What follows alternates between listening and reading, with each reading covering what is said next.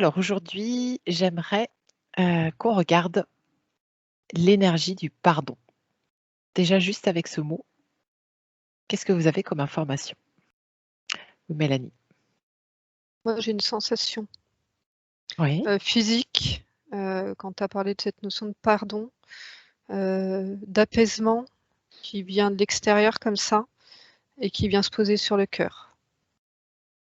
Ok, d'accord. Pourquoi J'avais sur le aussi, cœur? Oui, Julie. j'avais aussi la sensation sur le cœur et j'avais une image. Alors, c'est une fermeture éclair qui se remontait en fait, qui se déchirait et puis qui se réunifiait. D'accord. Ok. Pourquoi le cœur? Je vous laisse regarder. Mathieu, qu'est-ce que tu as, toi? J'ai une énergie qui ne va pas vers l'autre, étonnamment. Parce que Mhm. quand on demande pardon, c'est pas une énergie qui va vers l'autre, mais une énergie qui revient vers soi. Mhm. Du coup, je me suis demandé si c'était un peu illogique, parce que souvent, par exemple, dans des procès, c'est ce qui est demandé, en fait, à celui qui a agressé, de dire aux victimes, aux parents, Mhm. et que ça leur faisait du bien. En fait, non, je vois pas une énergie qui leur fait du bien, mais c'est juste comme si cette personne s'était pardonnée à elle-même. Exactement. Mhm. Ok. Alors. Alors pour le cœur, moi j'avais le Mm. cœur déchiré et Mhm. donc ça revient à l'image de la fermeture éclair. C'est comme si le pardon recolmatait le cœur et amenait de l'apaisement. Et, c'est en fait, le besoin de pardonner, c'est qu'il y a une partie de notre cœur qui est partie ailleurs et donc quand on accorde le pardon, même si c'est pas demandé en face, c'est cette énergie qui s'est éparpillée qui nous revient et qui amène l'apaisement. Ok. Mélanie? Alors moi, je vois le cœur avec des blessures. Et alors dans la notion de pardon, c'était là, c'est je te pardonne de m'avoir fait du mal, Mhm. dans ce sens-là. Et en fait, tant que, en passant par le mental, il y a une connexion envers l'autre qui est négative, qui est entretenue et qui entretient cette blessure. Et d'être dans le pardon, ça coupe cette connexion mentale et ça permet une cicatrisation de cette blessure dans le cœur. Ok. Alors Parce j'aimerais que Hmm. le retour du pardon, moi je vois la personne donc qui arrive à pardonner, qui retrouve son énergie et en fait qui tourne le dos à la situation et peut continuer son chemin. Comme si, toute la situation qui l'avait fait souffrir, c'était un petit peu le mot de la fin. Le pardon, je me retourne et je peux continuer mon chemin. Est-ce qu'on peut assimiler le pardon à une sorte de retour à l'équilibre intérieur et peut-être extérieur? Ouais, oui, Mathieu. Moi, je dirais un retour au présent. Parce qu'en Mhm. fait, s'il n'y a pas de pardon, c'est comme si on traînait derrière nous le passé, quelque chose Mhm. qui n'existe plus et qui justement permet de raviver les cicatrices, les ouvertures en fait. Mhm. Et le fait de pardonner, en fait, comme referme des blessures énergétiques ou psychologiques, et du coup permet d'être plus dans le présent. Ok. Mélanie, Julie. Il y a alors moi, j'écrivais le pardon dans le sens où l'autre m'a fait du mal ou a fait quelque chose qui m'a heurté, et aussi donc dans l'autre sens, j'ai conscience que j'ai heurté quelqu'un, donc je m'excuse, donc je lui envoie le pardon. Mhm. Et dans ces cas-là, d'être dans cette démarche-là, c'est l'action cicatrisante auprès du cœur de l'autre personne, de pouvoir le verbaliser d'une façon ou d'une autre. Ça coupe cette connexion que je voyais et ça permet à l'autre de cicatriser. Et si l'autre... Oui, oui, Julie. Alors moi, là, en fait, dans mon corps, je me remets dans la notion d'humanité, de pardon et j'ai une espèce d'ancrage et de force qui est en train que je ressens dans mon corps Mhm. et c'est ce pardon au niveau humanité, au niveau des peuples. Je vois chaque peuple faire ce pardon se recentrer sur lui, mais en même temps apporter une paix et quelque chose de posé, de stable dans les énergies. Et c'est vraiment un outil très, très puissant C'est très puissant, ouais. dans l'appellation. Alors justement, moi, C'est ouais. c'est comme si souvent on inverse un petit peu ceux qui, tu sais, sont plus dans la vengeance, sont dans le pardon, comme un peu des personnes un peu faibles. Et en fait, je vois exactement l'inverse. Souvent, on dit qu'il faut se venger si quelqu'un t'a fait du mal. Et en fait, non, c'est pas ça. La personne qui s'en sort la plus grandie, c'est pas celle qui aurait mis son ego, entre guillemets, de côté, mais justement, en fait, qui a réussi à mettre sa vengeance ou à penser ses cicatrices. C'est quelque chose de fantastique et je pense se pardonner à soi-même aussi a l'air d'être un impact qu'on ne sous-estime peut-être. Ouais. Ce que j'aimerais qu'on aille creuser justement. Les fractales. Oui, Mélanie. C'est l'outil, c'est en même temps, en fait, on a eu tous les trois la même info. Moi, j'ai dit c'est l'outil le plus puissant que vous avez pour vous libérer de vos liens, connexions, enfin tout ce sur quoi on travaille. C'est vraiment hyper puissant. Ouais. Et en fait, c'est ça, c'est pardon à soi. Et je voyais le fractal, c'est-à-dire pardon à soi, pardon à la famille, pardon, et ça allait jusque pardon à l'humanité, et pardon aussi de l'humanité à l'univers. À la création. Ouais, création, tout ce qui est extraterrestre aussi. Oui, bien sûr, toute la création. Voilà, tout ce qu'on voit. Et je posais en moi-même la question, en fait, je voyais que c'était tellement gros. Je me dis, mais qui va lancer ça? C'était ma question. Et il dit, il faut toujours un qui fasse le premier pas. Et c'est chacun son premier pas et ça va engranger des pardons en chaîne. Est-ce que vous pourriez justement... C'est extrêmement puissant dans notre expérience, désolé, parce que ça se déploie en fait. Mais tant mieux, c'est vraiment très puissant. Il y a beaucoup de choses qui se dégagent en fait de ces pardons à soi-même, aux autres. Juste de le dire aussi, ça permet vraiment quelque chose, une sorte d'ouverture aussi chez les autres. Tout en fait, je vois des formes géométriques qui se régulent et qui, au lieu d'être en bazar, se mettent en s'alignent. Tu parles de géométrie, la fameuse géométrie sacrée, je connais pas grand-chose de ça. Est-ce que c'est ça? Je sais pas, je vois des énergies qui se mettent D'accord. qui s'alignent justement et qui s'harmonisent grâce à cette énergie du pardon qui se met en place. Tu veux dire les énergies de la personne? Ouais, mais aussi de tout l'environnement. De tout l'environnement? Alors, ça paraît stupide, mais c'est comme si on pouvait pardonner à ce qui s'est passé dans un lieu pour que le lieu s'harmonise. Est-ce que, par exemple, ça c'est intéressant, est-ce qu'une personne qui n'a rien à voir avec ce qui s'est passé dans le lieu peut justement pardonner? Alors, ça me montre le pardon et la culpabilité et que les humains se font souvent mélanger un peu les deux. Oui, effectivement, on parle plutôt de contrition et puis justement de vrai pardon à la manière Ho'oponopono, mais ça, on va y revenir. Ouais, Mélanie. Alors, moi, par rapport au lieu, je vois des personnes particulières qui ont cette capacité, donc un détachement complet. Je vois une bonne sœur, enfin quelqu'un qui est vraiment une connexion et un cœur très très ouvert, qui elle a cette capacité de... Je la vois sur un lieu, tu vois, où a priori il y a eu des massacres. Et en fait, elle envoie cette énergie du pardon qui est très puissante chez elle sur quelque chose dont elle n'est pas responsable, et elle a cette capacité à nettoyer le lieu avec cette énergie-là. Il faut pas faire le travail à la place des autres. C'est toujours rester à la juste place. Et moi, j'étais renvoyée sur le Ho'oponopono, justement. Et ce que je ressens, c'est que c'est un premier pas, mais il faut trouver sa propre musique dans le pardon. Ne pas se coller à des phrases magiques.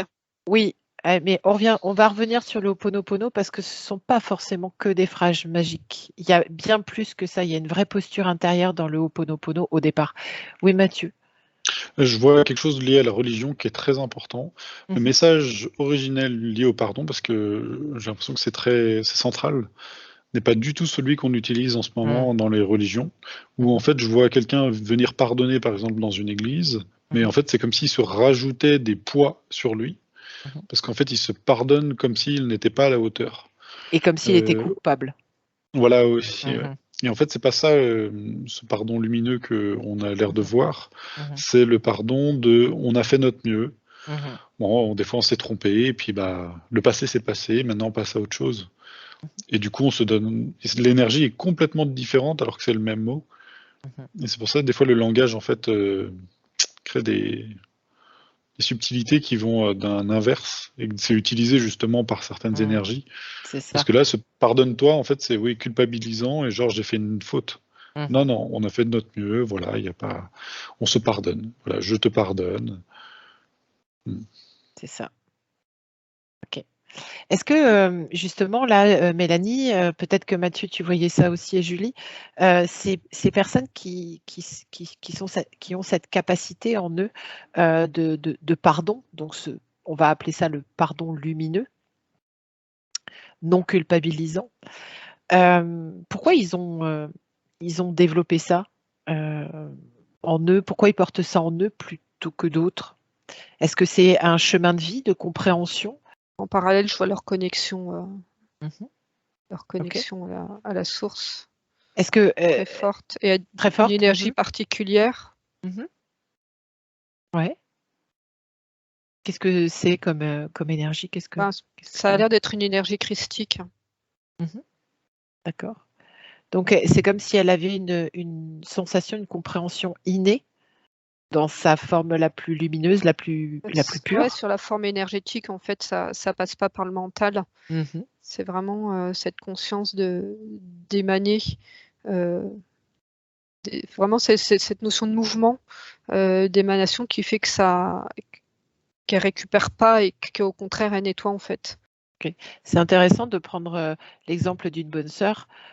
Juste avant que Mathieu ne parle de religion et de la façon dont est présenté le pardon, hein, pardon pauvre pécheur, voilà, il y a une notion de pénitence derrière et de faute qu'on doit expier.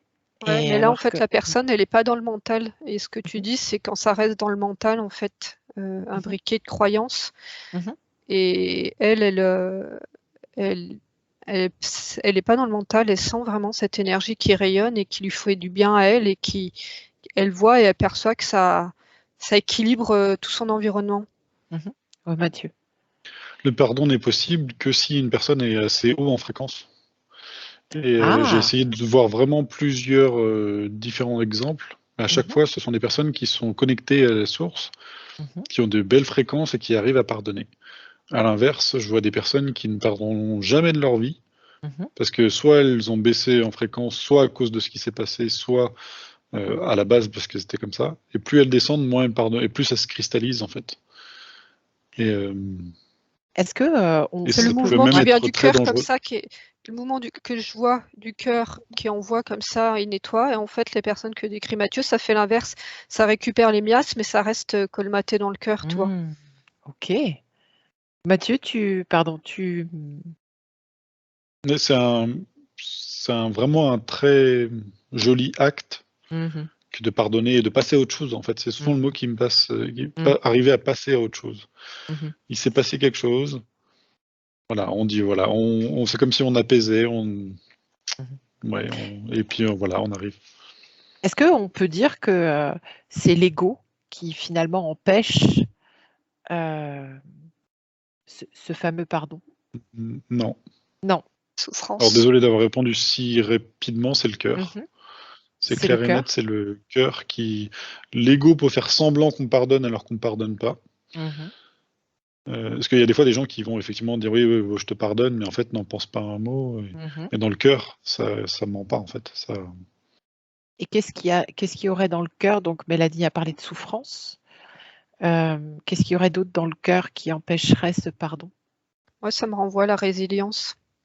Mhm. C'est-à-dire que cette notion de résilience qui passe par une analyse, comme si en fait les personnes, alors pour des choses graves, comme si le traumatisme avait bloqué quelque chose au niveau du mental, et que la résilience, donc, qui va être dans un premier temps mental, ouvrait cette capacité à descendre dans le cœur.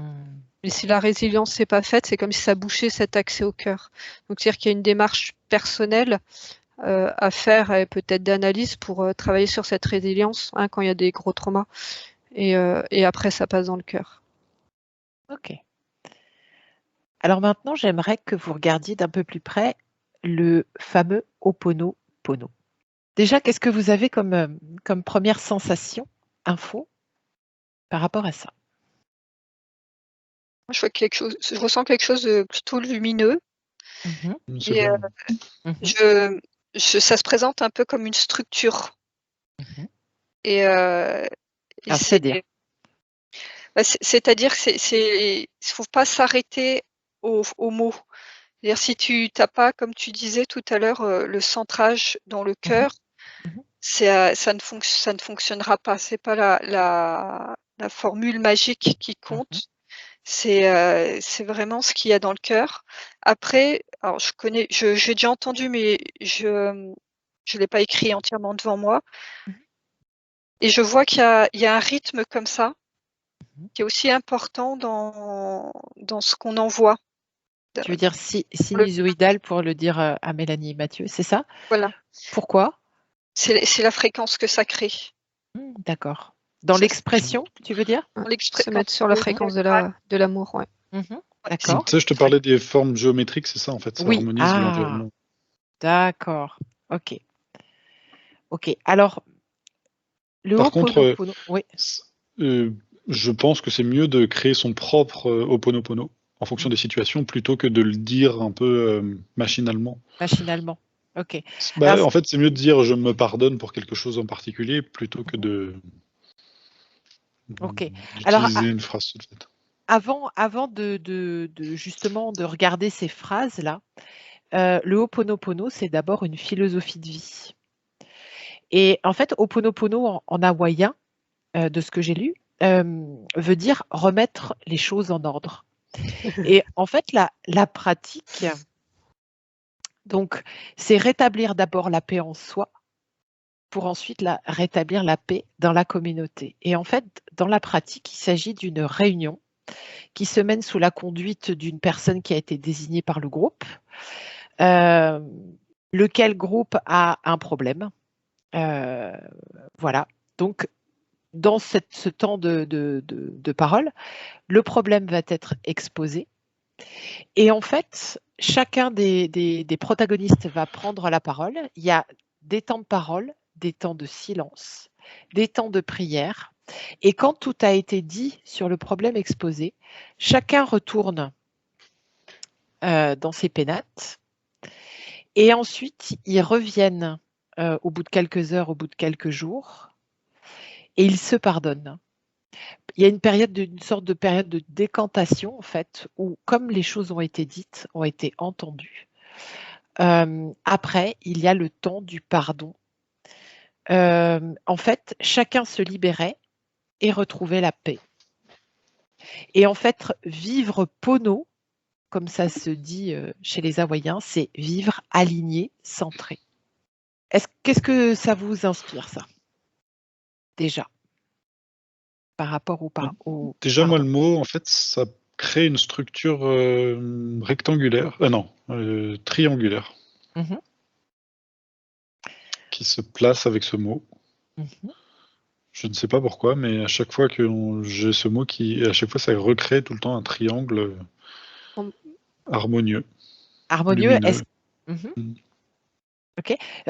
Il se crée dans la structure de la personne qui le dit ou quand elle le dit? Autour. Autour. Comme autour. C'est comme si tu parlais d'un cercle, mais c'était plus un triangle qui se crée. Ah, tu veux dire dans cette réunion-là? Non, juste le mot, en fait, à chaque fois, je vois un triangle qui se crée, comme un tunnel en triangle, je sais pas. Moi, je voyais, dès que tu l'as dit, je voyais ce groupe avec un personnage central, et j'ai rigolé parce que c'est ce que tu as décrit. Aussi, le côté structure ressort, et Donc, il y a une personne centrale avec d'autres personnes et je la voyais avec les deux bras comme ça, comme si elle bougeait, elle intervenait sur d'autres personnes pour, je sais pas, envoyer des informations, réorganiser, réceptionner. Enfin, c'était symbolique, hein. Et il y a cette notion de triangle aussi qui ressort. C'est comme si, tu sais, souvent on dit ce principe repose sur des piliers. Ben, là, c'est comme si ça reposait sur 3 piliers. Et D'accord. que justement, ça créait justement un cadre qui permettait de justement cet alignement. Alors ça, c'est C'est intéressant. Qu'est-ce que la c'est? circulation de l'énergie aussi, avec les 3 points.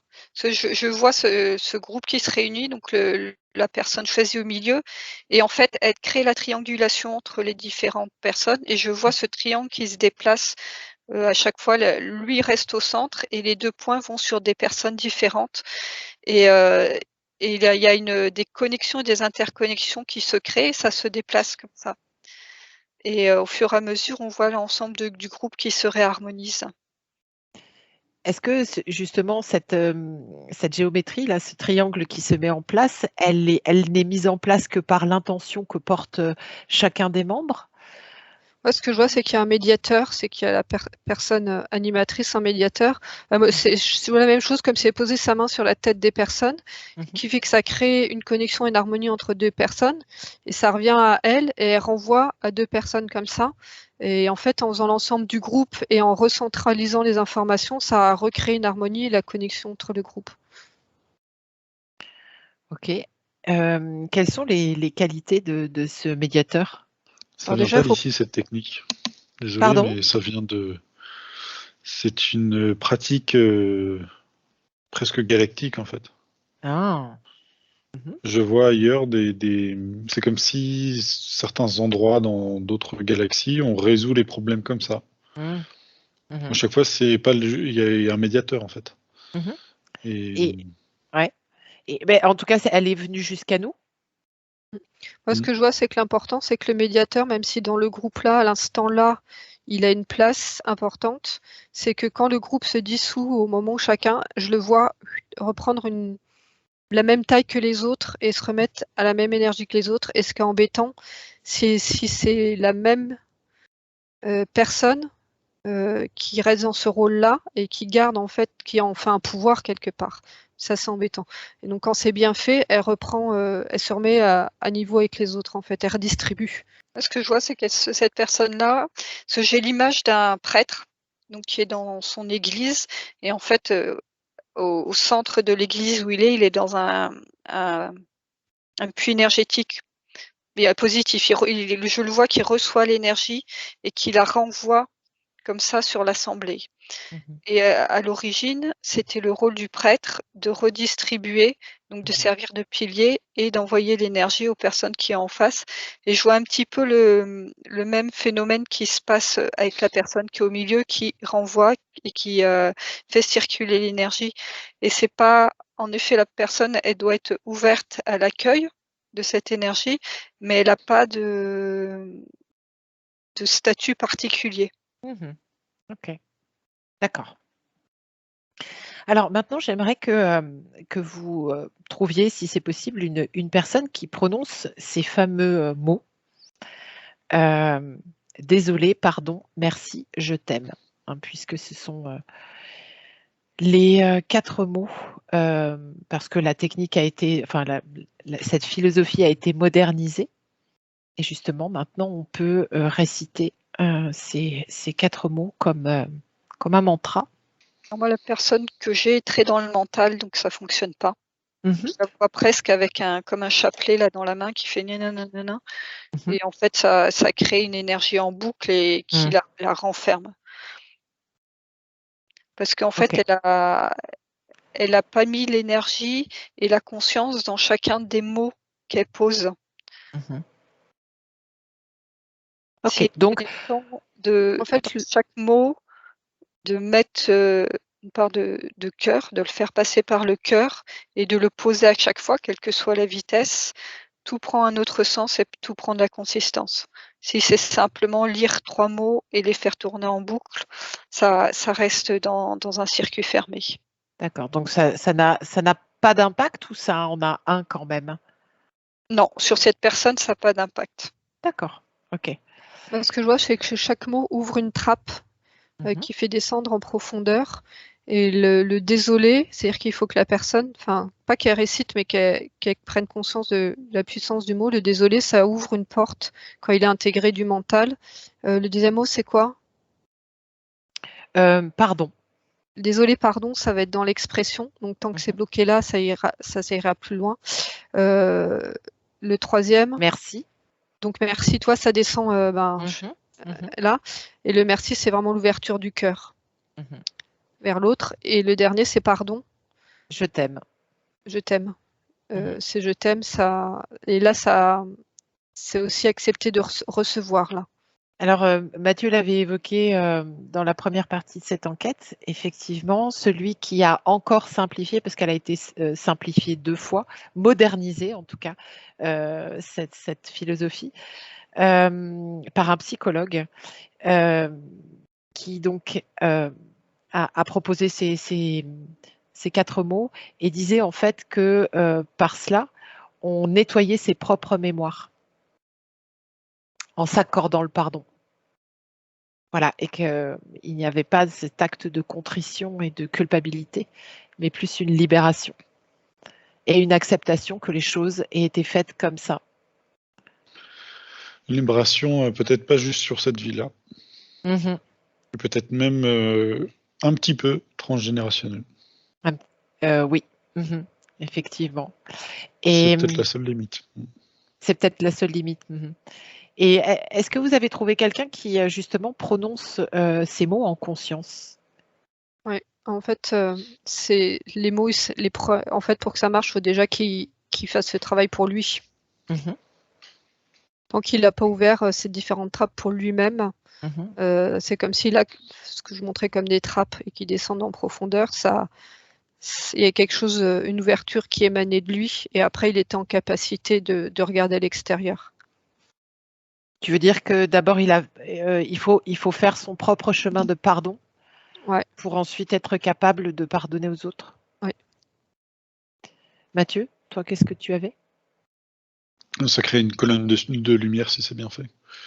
C'est comme si ça dissout en fait toutes les lourdeurs. Encore faut-il que ce soit bien fait et qu'effectivement on a fait le travail sur soi. Ok. Alors quand tu dis bien fait, c'est justement ce travail sur soi, cette capacité d'acceptation? Oui, on ne peut pas pardonner aux autres si on ne sait pas pardonner à soi-même. Ok, donc ça commence effectivement par soi. Ok. Et c'est presque, juste pour finir, pour soi, ce que je vois, c'est que si on enlève le mental et qu'on se met juste dans cette énergie de recevoir et d'ouvrir les trappes, ça peut être simple, dans le sens où c'est accepter de recevoir cette énergie et de libérer les tensions. Il n'y a pas forcément un travail d'analyse et d'énumération de plein d'événements ou de choses possibles, en fait.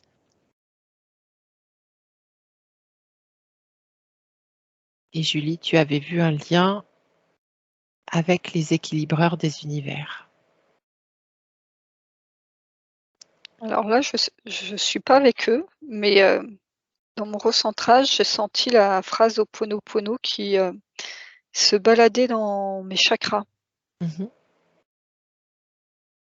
Comme si c'était un outil d'équilibrage aussi des chakras. D'accord. Ok. Et pourquoi ça t'a emmené dans l'univers?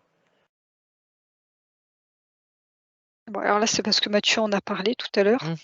D'accord. Il a parlé de l'outil galactique. D'accord. Ok. Et ce que je voyais, c'est le pardon au niveau fréquence qui est utilisé. C'est pas vraiment les mots, mais c'est le rythme. Comme si ce rythme était envoyé par exemple en direction de la Terre, là, je voyais. Et qui pouvait être réceptionné par les personnes qui étaient alignées à ce rythme. Et le rythme, tu veux dire que c'est un rythme alors de fréquence, ok, mais comme un mantra qu'on récite? Je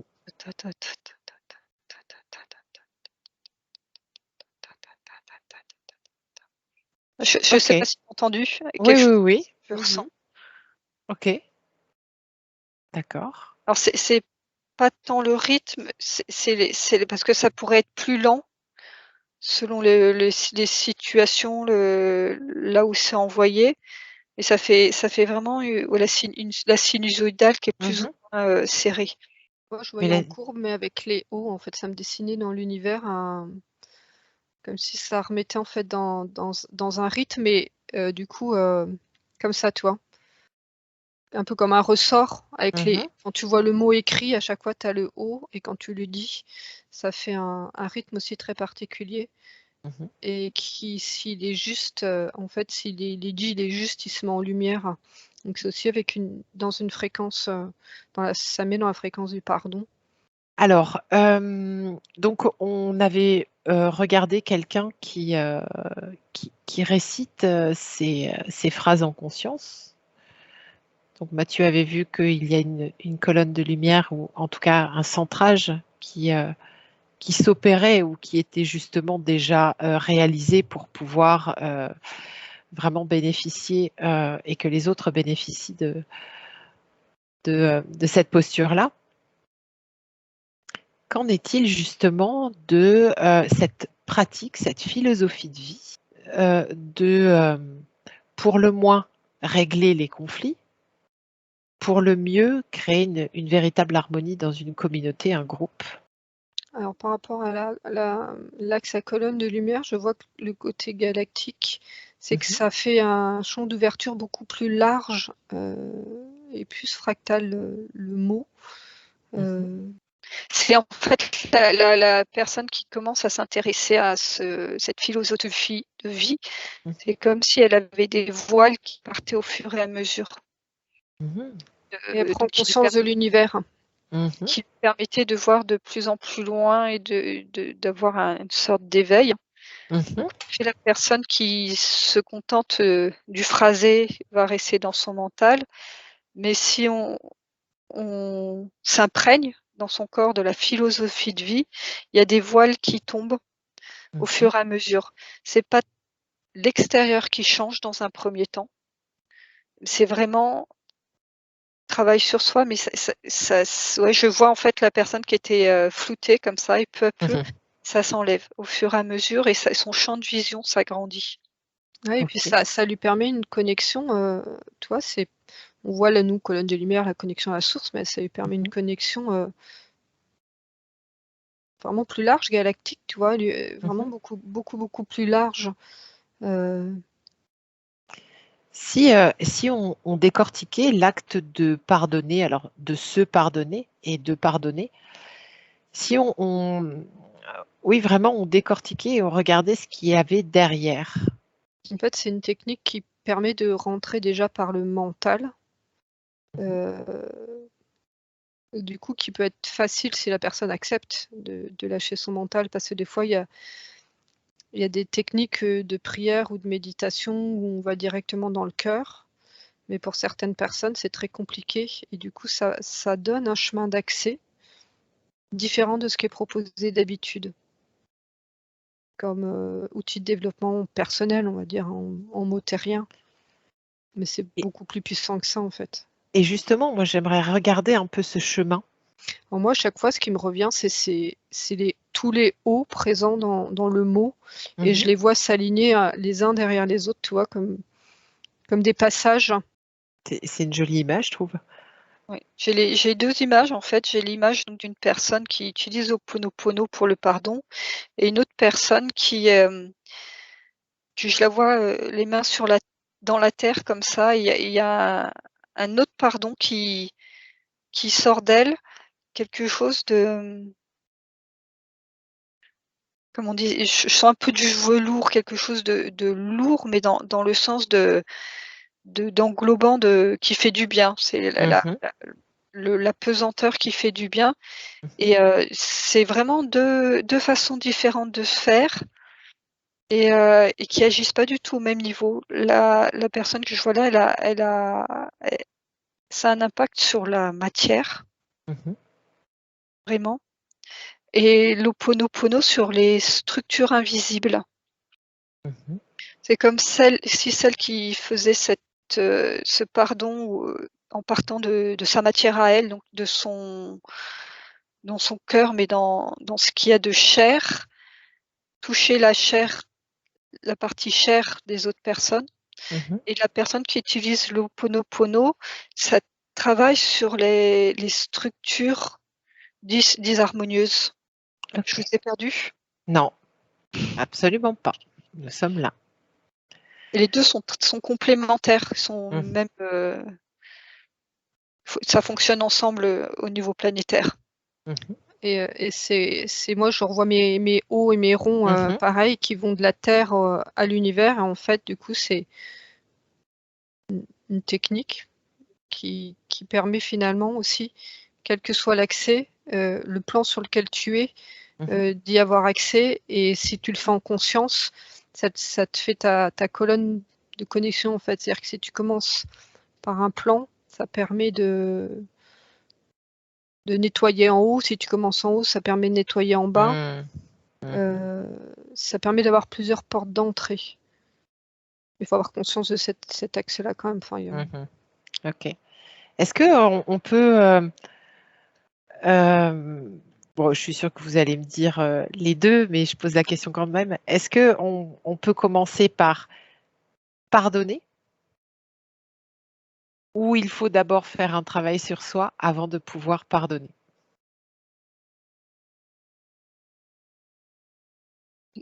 Si on arrive, à être dans une démarche de pardon, c'est que le travail sur soi a déjà été fait. Mais on n'a pas besoin d'être, monsieur propre pour, accorder le pardon. Justement, quelque part, ça serait, l'effet inverse de ne pas se sentir, légitime, d'accorder un pardon. Ok. Il y a pas de bon moment ou de mauvais moment pour faire le pardon, c'est quand on le ressent. Et justement. C'est justement quelqu'un qui peut être, au fond du trou, comme on dit, et va avoir cet élan de pardonner alors qu'elle a encore des charges et des charges sur elle. Ça c'est possible autant qu'une personne qui aura déjà fait un travail, qui sera amenée à faire un pardon, mais après, des années de travail sur elle, il y a pas de juste moment. Juste moment, c'est quand ça se présente dans son cœur. Est-ce que vous pouvez trouver quelqu'un justement qui finit par pardonner? Alors moi, je suis sur une personne qui, au moment de sa mort, là, juste avant de mourir, elle a ce moment de pardon qui vient à elle. Pourquoi? Et Qu'est-ce qui se passe chez elle pour qu'elle puisse accéder, elle ait envie de ce moment-là de pardon? c'est comme si au moment de sa transition, ce corps physique, il y avait une porte qui s'était ouverte en elle. Qui est-ce qui l'ouvre? Comment ça se passe? Pourquoi ça s'ouvre? C'est quand l'énergie quitte le corps. Il y a quelque chose qui se passe. Je vois comme si, donc le corps énergétique physique qui se sépare, et au niveau, du chakra cœur, je vois comme s'il y avait des petits points qui sortaient.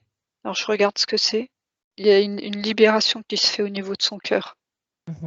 D'accord. C'est un petit peu comme s'il y avait des charges émotionnelles bloquées dans la matière et qui se libéraient au moment où elle sortait de son corps. Et donc c'est vraiment très rapide, hein, ce moment de pardon où elle prend conscience, de tout ça. C'est vraiment le point de bascule. Ok. Et du coup, ça a pour effet de la libérer Oui. et de libérer aussi les protagonistes si c'est de la rancune, de la vengeance ou je ne sais trop quoi qui inclut quelqu'un d'autre. Est-ce que ça libère l'autre aussi d'une certaine manière ou pas? Oui. L'idéal, c'est qu'elle puisse le verbaliser. Et dans le cas où elle peut pas, là en l'occurrence, imaginons qu'elle ne puisse pas.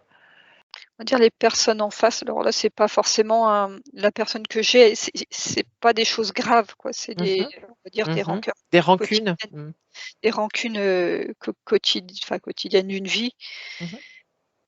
Elle se libère, mais si les personnes en face sont dans un mental figé, et ça, elles auront un chemin à faire aussi pour se libérer par rapport à la personne qui est partie. Mais est-ce que ça enlève une charge? Est-ce que ça, Ça facilite, oui. Ça leur facilite? Et si, alors Mélanie, est-ce que tu as un exemple de personne ou pas? Ouais, moi j'étais avec une personne enfermée en prison. Enfin, pas en prison en fait. Elle était maltraitée en fait. Elle était sous. D'accord. Elle est enfermée, mais pas parce qu'elle a commis une erreur, mais parce qu'on la cloître. Et en fait, tout est noir hein, pour elle et tout ça, et elle a cette lumière-là de pardon. Et en fait, le fait d'avoir cette petite trappe qui s'ouvre, ça inverse la mécanique de son relationnel avec son agresseur. Comment ça lui vient déjà? Comme si c'était la seule solution qui lui restait au bout d'un moment. Ok. C'est la foi. C'est la foi, d'accord. C'est-à-dire que là, il n'y avait plus d'espoir. Et à être vidé, c'est comme si c'était un petit grain de lumière qui restait. Et elle avait la foi en la vie, hein, c'est pas forcément religieux. Et ça a permis d'inverser le sablier un peu et de réenclencher sa vie. Pourtant, enfin, il faut quand même une puissance et une force, en tout cas dans l'exemple que tu prends, d'être baigné dans un climat de violence, d'angoisse, de stress, bref, vraiment pas un climat propice à quelque chose d'apaisé qui permet la compréhension, parce que le pardon, c'est aussi l'acceptation, la compréhension, l'accueil de l'autre. Quand l'autre est un agresseur perpétuel. En fait, là, ce qui se passe, c'est pas instantané, mais le fait qu'elle ait été privée de tout et quasiment à deux doigts de s'éteindre intérieurement, c'est la foi qui l'a sauvée. Et ça, oui, il te reste l'essentiel. Ouais. Et le processus s'est inversé. Et du coup, d'avoir changé ce processus-là, petit à petit, c'est remis en mouvement et ça l'atteignait plus. Et c'est quelque part ce qui lui a donné la force et c'est pas en une seconde, hein, il faut beaucoup de temps, mais ça a inversé le processus en fait. Et en fait, après, quand tu as toute cette lumière intérieure là qui fait, en fait, elle est en puissance intérieure. Donc elle était plus en posture de victime. Et ça lui a donné cette force en fait. Et en fait, ça, c'est comme si elle a dû faire comme une renaissance en fait intérieure et refaire tout le chemin. Alors, enfin, pas le même chemin, mais tout un chemin à l'envers, tout un processus, mais qui fait qu'elle en est sortie différente et beaucoup plus forte. Et au bout, ça prend du temps. Hein. Elle se sent invincible. Ça lui glisse dessus après le reste. Alors, je vais poser une question un peu générale, mais est-ce que l'humanité est quelque part un peu programmée, ou s'est programmée, je ne sais pas, dans son système de croyance, d'aller vraiment au fond du trou pour ressentir justement l'essentiel, la nécessité le choix judicieux pour soi? Alors Julie, tu dis oui, un oui franc. Et toi aussi, tu suis? Non, je dis non, moi. À toi, tu dis non. Ça, c'est intéressant. Ça dépend à quelle partie de la question qui était longue, sans doute. Moi, c'est en fait ce que j'ai. Julie. je blague. Ce que j'ai, c'est que, alors par rapport à mon exemple, en fait, c'est peut-être par rapport à ça que je te réponds, c'est que c'est la dernière chose qui s'éteint. Cette petite particule que je vois lumineuse, c'est la dernière chose qui s'éteint de la personne, mais c'est pas avant sa mort, hein, dans la notion de personne mort vivante. C'est-à-dire que jusqu'au dernier moment, cette particule est présente, ce petit point lumineux est présente. Tu veux dire la foi? Et bien là, c'est ce Le que lien. j'appelle la foi, c'est cette petite connexion, et elle est présente jusqu'au bout, tu vois. Ok. Et c'est pas, en fait, c'est pour ça qu'on a l'impression qu'il faut aller jusqu'au fond. Peut-être certains doivent aller jusqu'au fond du trou pour la voir, parce que, mais en fait, certains la voient et la sentent sans aller aussi bas, quoi. Alors, Julie, est-ce que tu veux que je synthétise ma question? Non, mais je vais te donner ma réponse. C'est Oh, avec ça grand revient plaisir. quand de le retour à l'essentiel, en fait. Quand on te ferme toutes les portes autour de toi, tu es obligé de chercher l'essentiel en tant qu'être humain. Donc là, dans l'humanité, ce qui est en train de vivre en ce moment, c'est comme si on lui fermait toutes les portes, plus ou moins violemment, selon où on se trouve. Et il y en a qui sont revenus à l'essentiel dès que les 2 premiers volets ont été fermés. Et ils sont recentrés et voir ce qui était essentiel pour eux. Et d'autres personnes ont besoin d'avoir toutes les portes qui se ferment et de descendre à la cave pour aller retrouver l'essentiel ou pas.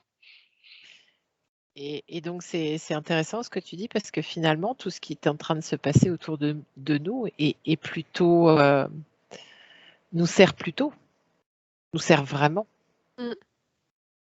Ouais, parce que si on voit depuis le début que ce point lumineux, ça déclenche le pardon. En fait, si tu te places au niveau mondial, on avait vu aussi, bon, pour l'Afrique et tout ça, enfin, humanité, on va dire, c'est super puissant et ça dégage encore une autre énergie. Ce qu'on voyait en fait, c'est presque cette interface de je me connecte et je m'éveille. Et ce point-là, cette notion-là, c'est l'interface qui permet d'émaner sur l'autre, en fait, mais en restant centré sans se perdre dans l'autre. Et effectivement, dans beaucoup d'enquêtes, on dit qu'il faut vraiment garder la foi, trouver la foi pour certains. Et on est invité à faire ça en ce moment. Et surtout se faire sa propre définition de la foi. Parce que c'est qui est raccordé à la religion, alors que Bien sûr. que c'est avoir foi, c'est avoir foi. En tout cas, je parle dans ma propre définition, je l'impose à personne. C'est à notre grandeur en tant qu'être de lumière, de nos multi-connexions, à avoir foi aussi à un équilibre du monde qui va arriver. Avoir foi que malgré toute l'horreur, c'est juste. Et ça, c'est difficile à dire et c'est difficile à entendre. Mais avoir foi de ce possible équilibre aussi, même si peut-être que je le connaîtrai pas de mon vivant, parce qu'on n'a pas de il y a pas de deadline, hein. C'est des processus qui se mettent en place, qui ont besoin du temps. Absolument. Allez, on va rester sur ces paroles-là. Merci Julie. Merci Mélanie. Merci pour cette enquête et pour toutes les infos.